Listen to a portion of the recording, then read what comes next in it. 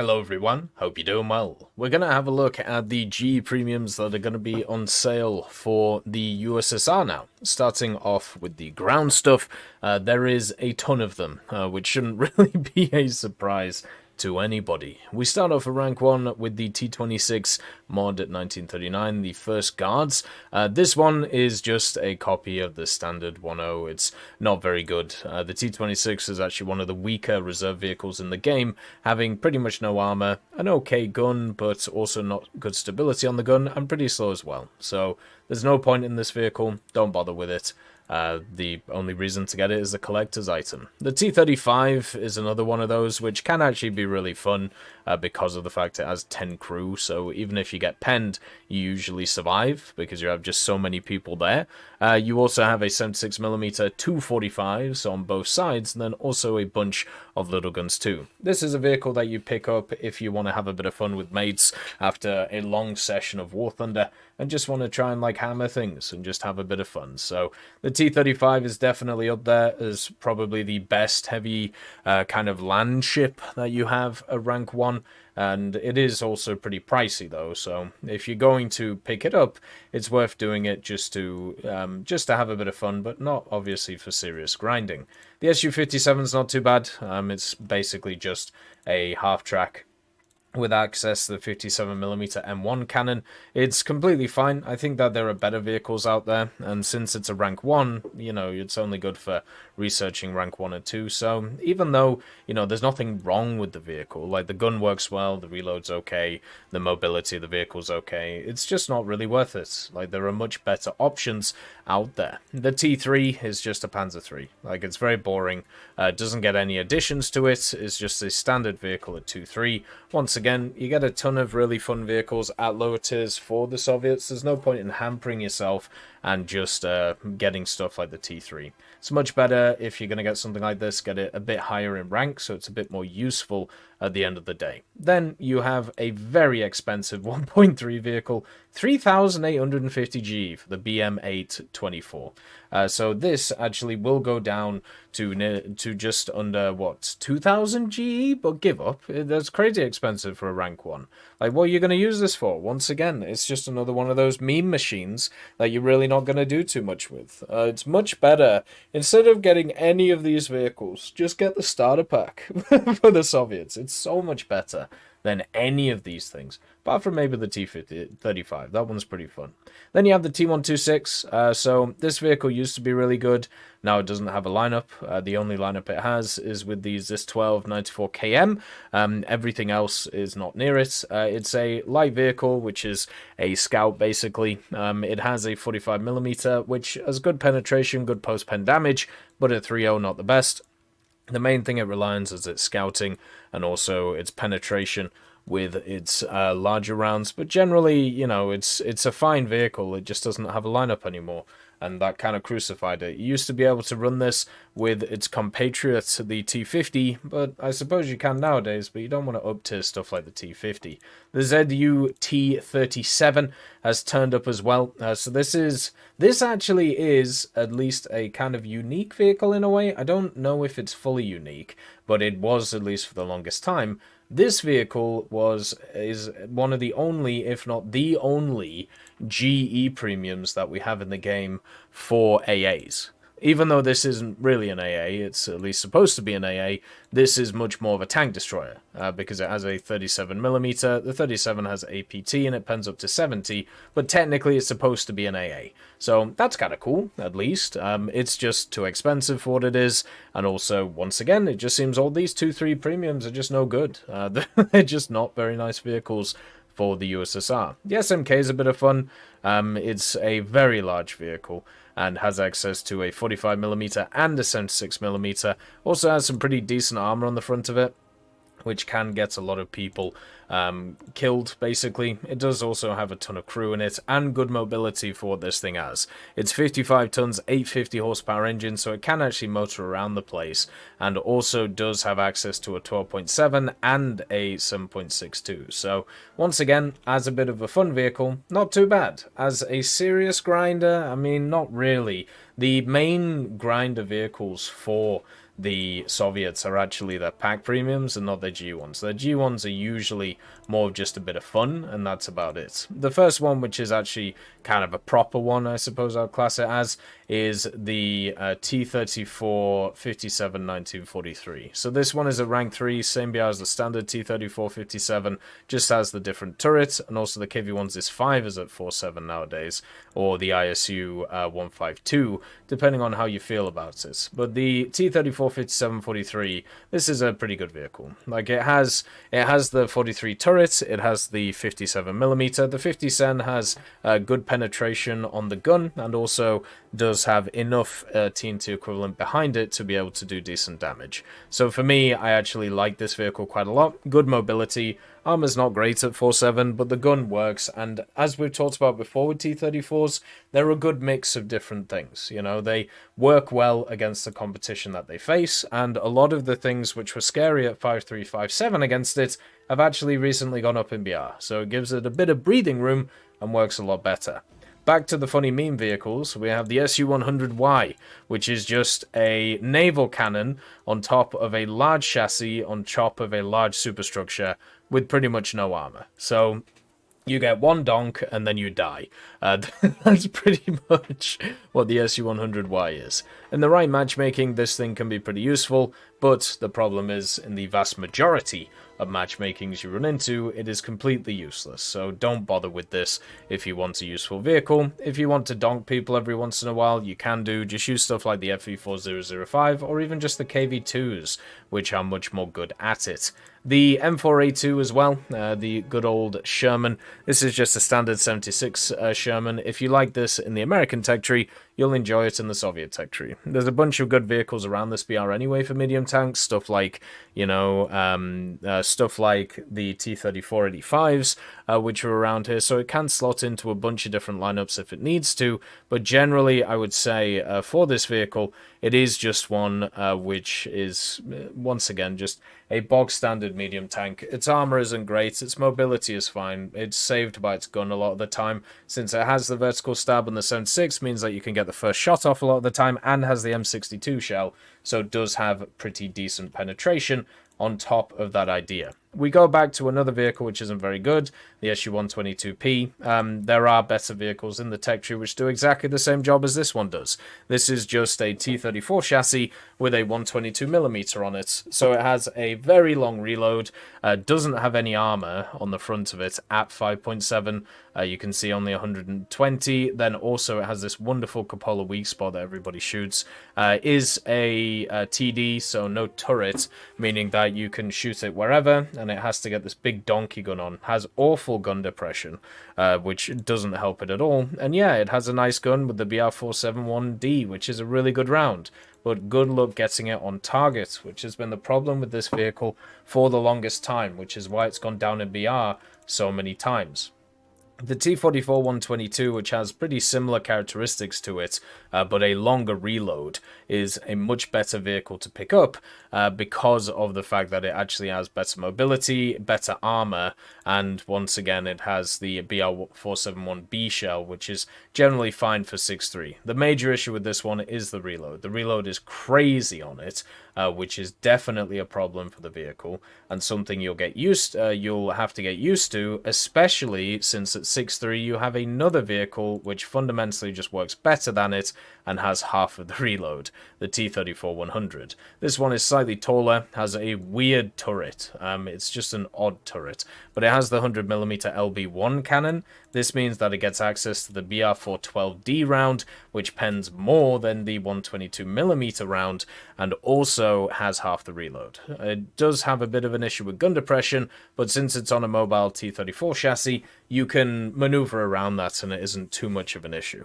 So this, to me, is actually the pick out of the G premiums at rank 4. Out of all the ones that exist. Then you have the TO55. I don't think this is going to be on sale, so we're not going to cover it. If it is on sale, the T55 platform is fine. You know, it works great. Pick up the T55AM1 when it's on sale instead. It's so much better and at an easier BR. The last vehicle, but definitely not the least, is the 2S38 for ground. This one is nuts. I don't know how else to put it. It has access to a ton of subsystems, which make it really powerful, has very good thermals, has HEVT, and also has the tracker. So it can track air vehicles with its good old guidance system, the gunner optics. You can see there, track IRST, so you can just donk air vehicles out the air without them knowing. Also, it has a ton of ammunition on it. It has access to a rapid-fire APFSDS with decent penetration, LWSLR, all of the subsystems you'd ever want, and also has access to scouting. This one is incredibly good, should definitely go up in BR at some point, and will just continue to annihilate certain areas of other people's tech trees. Very powerful, this one. Works very, very well. For aviation, there's a bunch of G vehicles for the USSR, and I generally think that there is actually some pretty nice ones. You start off with Krasnoludski's. Now, this one was added in basically because Zhukovsky's just got too powerful.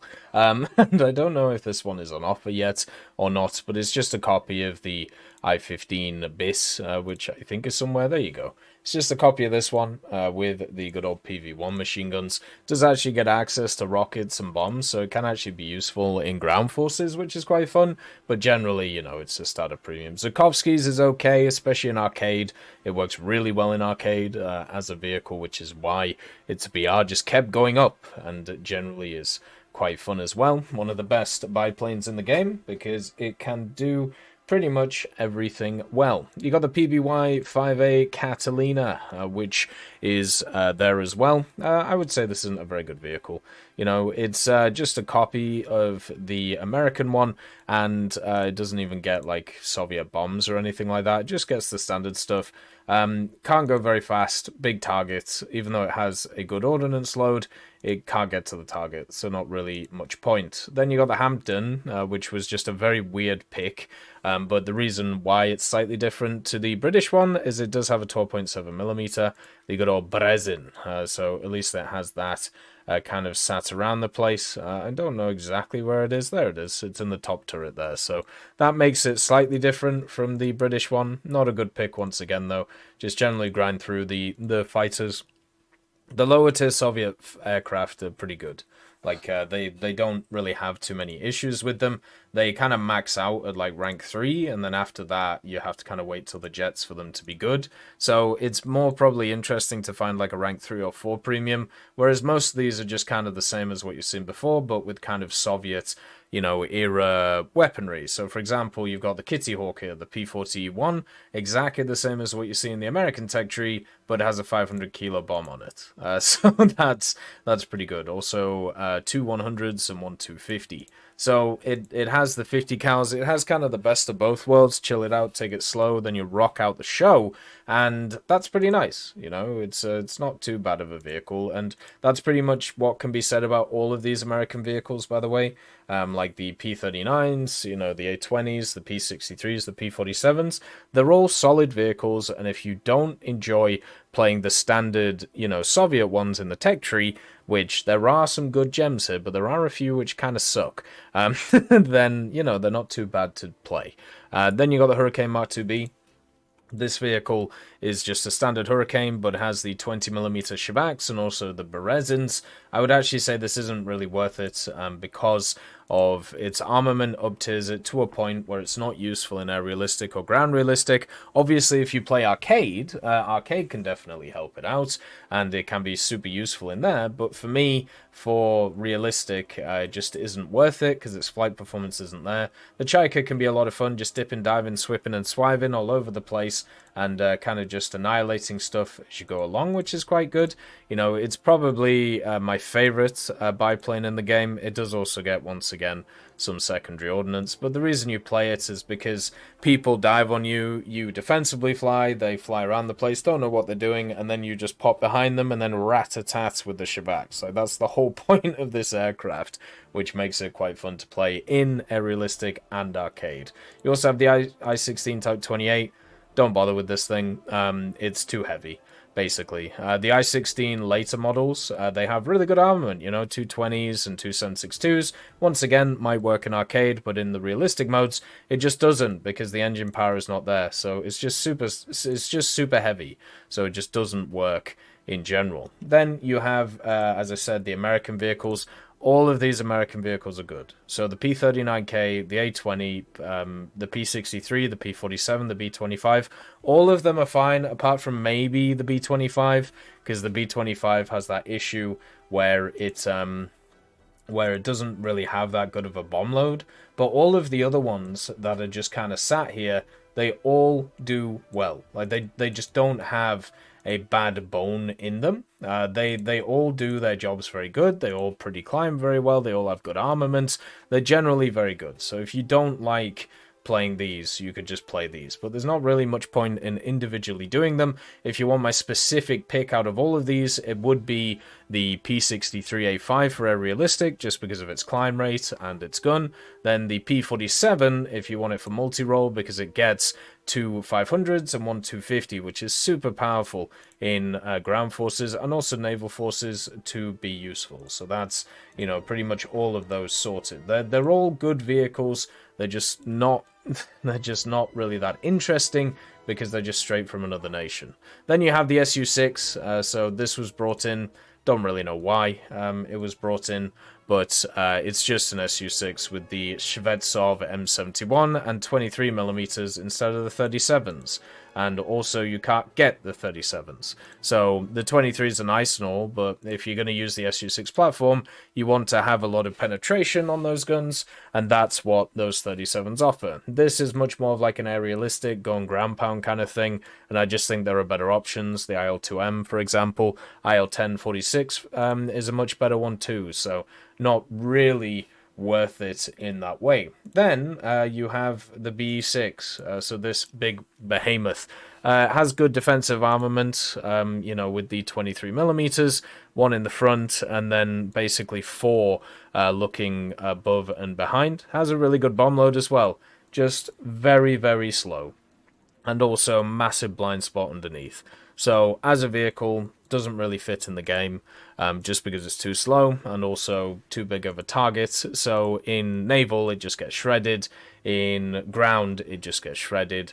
And then in air, you can maybe bomb a base or two, but what's the point? Like, there are vehicles which do what this do, but much better, much more survivable.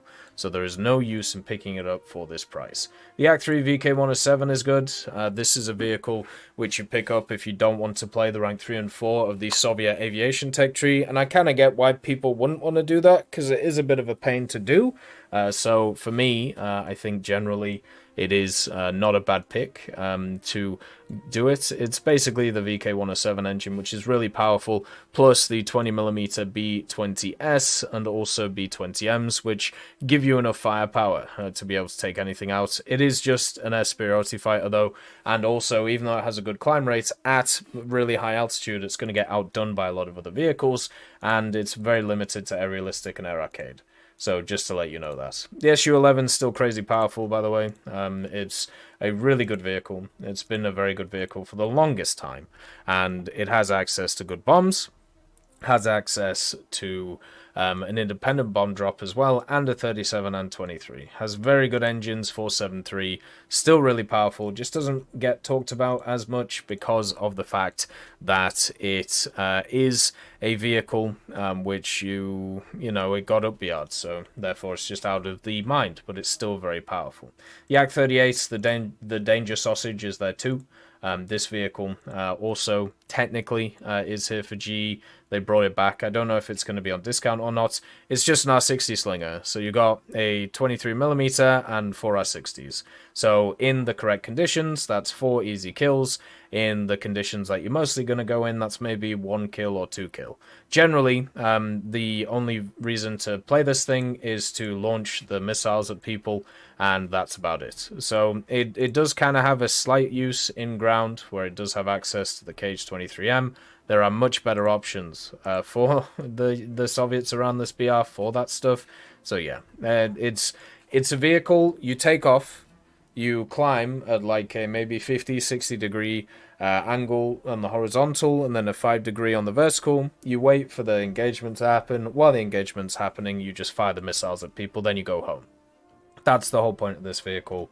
That's it. So if you don't mind that gameplay, and you like good rewards from that gameplay, then you can do it. but most people find it pretty boring. So Soviet Naval actually has some pretty fun premiums for the coastal side of things, not so much for the blue water side. You start off on the blue water with the Kerch. This is just very similar to the good old fronts. It's pretty much set up in the same way with the same main armament, with the 4 102mm guns, 2 40s, and then 2 7.62s. It's not a good one. Like, I don't know how else to put it. It's just not one to pick up if you're starting off in this tree. I know it's cheap, but it's just not really worth it. Something like the Ryanie, or probably the Smelly, is actually better. The Ryanie, which is a Project 7, is very similar to some of the other things we've seen. The Bezpochadny, which was 3.7 for the longest time, when this is once again a 4.3 vehicle. The Ryanie is exactly the same. It's an under-BR'd vehicle, has been for the longest time. There's no reason why this is 4.0 instead of 4.3, and is pretty positive. It is a rank 1 though, so that's one of the only issues with it, but it does have really nice AP for its guns, and also has nice torpedoes for close range engagements, which only have a range of, once you get the torpedo mode, 10 kilometers, which can be quite good in certain areas. But yeah, the main thing is the main armament's nice, and it has some good secondaries on it too. The Smelly, which is the Project 30 Biz class, so this is where these types of vehicles start really cranking. The Smelly has quite a nice fire director on it, which is what makes it quite good with the 130mm. The 130mm also have not too bad of a first stage fire rate. It would be nice if it was slightly better, but because of this, it means that your fire solution calculation time is super short, so you can always be incredibly accurate, even though you only have 4 guns, or 4 main guns on the machine. Has a ton of secondaries too, 4 dual-mounted 37s, and also the dual 85 on the back, and the torpedoes are quite good. So if you want a vehicle which can stand off the battlefield and do quite a lot of damage with a limited amount of firepower with the AP that these have, it can work really well. But if you're looking for something that's a brawler, it's not really going to work too well because it just doesn't have the firepower to keep up with other things, but it will work well. The Blagorodny is the Spokojny, but in the premium area. This one's also pretty good. So you have 2 dual sets of 130mm guns. The big difference between these 130s and the other ones is the fire rate. You can see the 15 rounds per minute first stage. It also has the really nice fire director once again, meaning that you have a really quick calculation time, so you can just keep pumping damage down range with these guns, which is good. Also, you have the 45mm, which can just destroy anything small which gets anywhere close, and then also deal with aircraft which turn up at the same time. Has 2 dual sets of 25mm too, which is quite nice, and also torpedoes as well, but they're not very good. It's another one of those machines where you use the calculation time to get the guns firing super quickly, and then just keep battering people with the SAP-BC, meaning that you can take out cruisers pretty efficiently, and also destroyers as well, which is quite good. Then you have the Kerch. So the Kerch is just a higgledy-piggledy machine. It's not worth it. It's basically very similar to an Italian cruiser, which Italian cruisers are okay, but there are better options around the place. It has 4 dual 152s, so 2 in the front, 2 in the back. It's an incredibly large machine with really not a lot in the middle of it. The armor is okay, I suppose, but it's just nothing to really write home about. There's a lot of cruisers around this like 5053 area which are just bad compared to the 5760 ones, so until there's like BR decompression, stuff like the Kerch really struggles in this area against them. The guns are just not good enough and it can't survive. The Zeleniakov is quite nice as a vehicle. It's another one of these cruisers which just has crazy fire rate on the 4 triple mounted 152s. Against a bunch of AIs you can just pump damage down range with the AP, which is really good, and also you have a really nice, you know, set of reloads on the gun too. Not as good as the American cruisers, but you can still, you know, do some damage with them, which is the main thing. Just continuous fire rate makes these things a lot better, which is nice, and hopefully in the future, once again, when BR decompression happens and stuff goes to 7.3 and so on, then vehicles like this will get a new lease of life. In the coastal side of things, they have a bunch of cool stuff. You start off with the G5 Shevak. This is just a G5, but instead of a 12.7, it has a 20mm Shevak. The G5 is actually really fun, super quick, really good for capping like zones, and also has some torpedoes that can be used against big old machines, and the 20mm is just a nice little touch. So if you want something a little bit nicer, then you can pick that up. You also have another one which is very similar to it but a lot better, the PR-123K. So this is fantastic for destroying like early tier destroyers or capping bases or turning away from the enemy and doing a ton of damage. It has this dual 14.5mm KPV with it, which if you're on stable waters can do a ton of damage to an enemy, which is super nice. You know, the clip itself isn't that big, or the magazine isn't that big on this thing, which is something you don't see from the stats, but that's fine. You know, it has a bunch of ammunition, and with good reload you can be good. It also has 2 torpedoes and insanely fast speed, which is one of the big things about this vehicle. You can get the torpedoes off, move very quickly to other areas, and then push that way. It is technically like the hydrofoil, so it pushes out the bottom from the water, so it can go faster, which is pretty cool. Then you have the PR-1204. Never liked this machine. It's just got like a PT-76 turret on the front. The 76mm has the dual 14.5 on the back, which I think is actually its main armament, in my personal opinion. But it has no survivability and also is quite big and has, you know, not a lot of mobility. So generally, it just doesn't work very well in the game. Like, it's not one of those which fits very well into what goes on. So for me, it's definitely a no. Then you got the MPK 161 early. You have a bunch of these like kind of coastal machines which are around the place for the Soviets, and overall they're not too bad. This one specifically is from Operation Shipyard. The one I should be looking at is this one though, which is the MPK PR-186 MK85. You can see that it has some additional armor on it, so against other coastal vehicles they basically have to torpedo you. They can't kill you with their standard guns because it has, you know, all of this armor on it, and you have these 285s, so you can kind of pop them, which is nice. It also has a 37 and some 12.7s. It can be pretty fun as a river barge. It usually gets bombed though, or one of the bigger issues is because it's sat at 3-3, it just gets nuked by early destroyers, which has been my experience with these types of riverboats for a while. They used to be super strong, but the ones which are a bit higher in BR, they just get nuked by destroyers and you just can't do anything about them, which, well, sucks if I'm honest with you, because it would be much nicer if they had like their little piece in the game. Then you have the Rosomaccia, which is a PR-50. This has 3 100mm on it, 2 on the front, 1 on the back. It doesn't have enough firepower to compete with destroyers, which is the main thing that it goes up against. It also doesn't get a good spawn. It doesn't get like the coastal spawn, so you have to compete with the destroyers, and you don't get AP, so you just die to pretty much everything that turns up. It is just a weak destroyer, and it just is no good. There's no point in getting this. It's 6,000 G, which is crazy expensive. If you want something like that, you pick up this, which is the MPK PR-12412P. So this one at rank 4, it has access to the automatic 76mm on the front. This has 152 rounds of ammunition. It also has access to HE and also HEVT.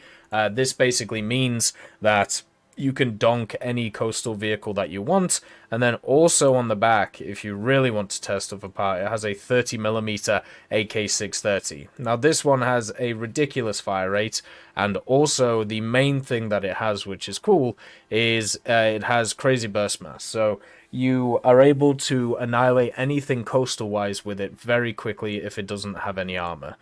Because the 30mm only pens 3mm, if the vehicle doesn't have armor, you just spray them, and then they lose like half or 75% of their crew, and then there you go. You don't take torpedoes, you just take the mortars for hoping to have a bit of fun. But basically what you do with this vehicle is you turn up, you first spawn, you fight in the coastal side of things, you try and take out as many machines as possible, try and win that battle, get some caps on, and then from there you can get in stuff like the SKR-7, the SKR-1, or the early destroyers, which are really powerful. So there are a decent amount of nice coastal premiums for the Soviets, and also the blue water ones aren't too bad either, which is quite nice. As always, I hope you have a wonderful day.